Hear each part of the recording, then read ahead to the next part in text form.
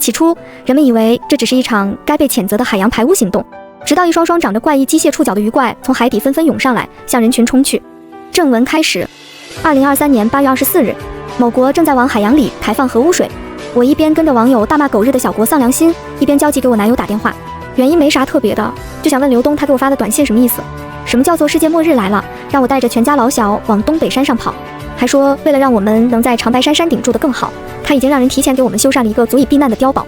那个碉堡铜墙铁壁，底下存放着至少满足我们全家100年够喝的纯净水，其他米面粮油罐装食物更是给我们储存了至少50年的体量。日子真不想过了就分，别净整这世界末日的谣言。